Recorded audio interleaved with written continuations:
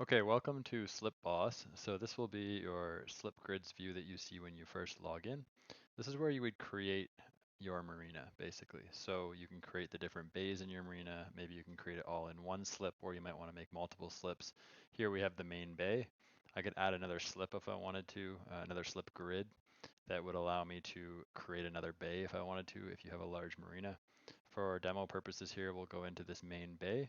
We can see that we have a total of 13 slips, one of them's occupied, and there's 12 available, and none are made public, so you can't publicly book any slips in this bay. Let's go and view and manage our slips. So in here, we can see that we have a bunch of slips here.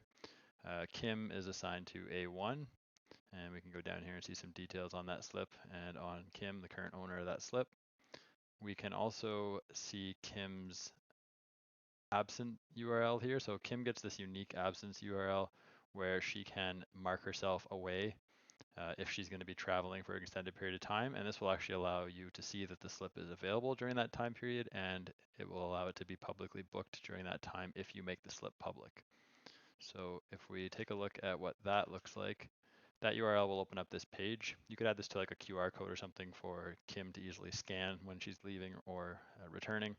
And you can record an absence here. So Kim could say that she's gone for next week. And if she's out for next week, she can say, I'm gone cruising.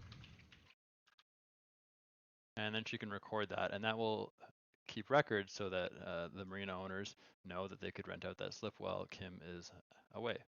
So if we go back to our management here, we can see that we have Kim's slip here.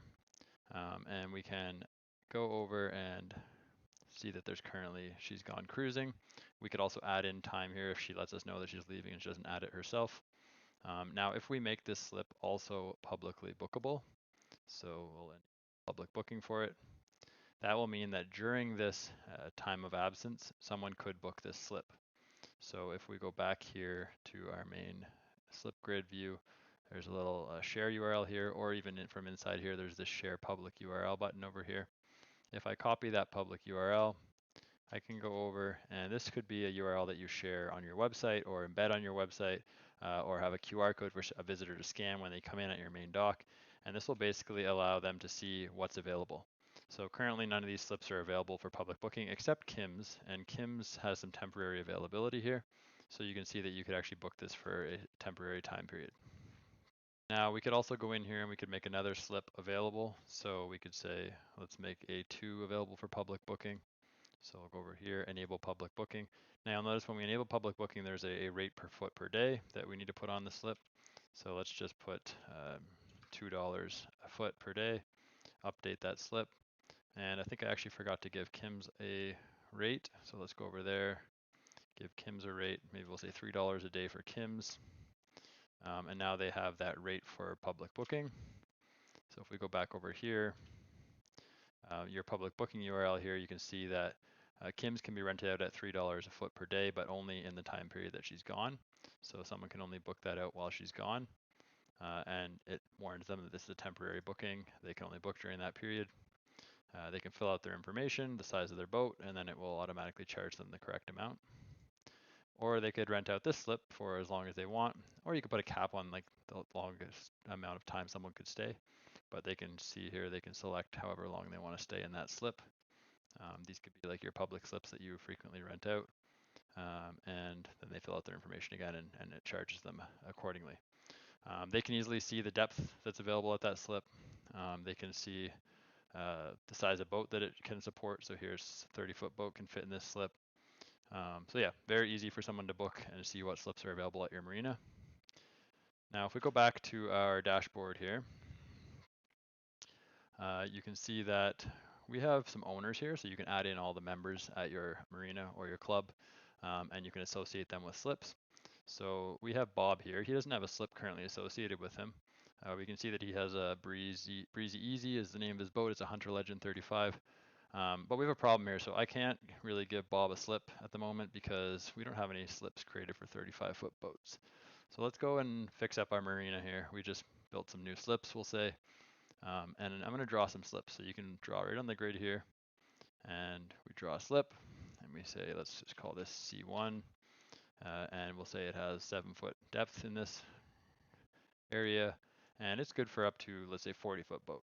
And the monthly rate for that slip that Bob or a member would be paying, 200, sure. And then we can enable public booking if we want, but in this case, it's going to be Bob's slip, and he doesn't leave very often, so we'll leave that off. So I'll create that slip. We'll go over here, and I can then edit Bob, and I can make him the owner of C1. Now Bob has C1 as his assigned slip. So I think that gives you a pretty good idea of how you can add in owners here. You put in all their information, emergency contact info, and give them slips. It also allows you to see how you can create and set up your marina here. And that public booking URL I showed you that you could put on your website, which allows people to see what slips are available for public to book and when they're available, if they're temporarily available. You can create new grids, like I said. So let's say maybe we have a north bay, right? That's a big bay, so let's make it 60 cells wide.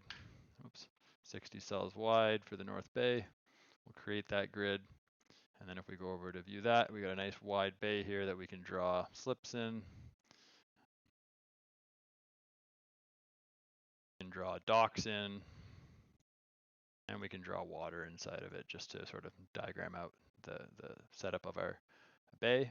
And we can then erase these things. If I make a mistake, let's say I draw a dock in a spot that I don't want it, I can go over here and I can get rid of that dock. Finally, we have the inventory management system. So in the inventory management system, you can add items that people may own. Say you have a storage yard or storage sheds where you store boats. Maybe you store masts or items that are associated with boats. Sometimes it's hard to keep track of all the items you're storing and what you're charging. So in here, you can add in items. You could say a sailing vessel mast, right? And then we can put that under mast storage.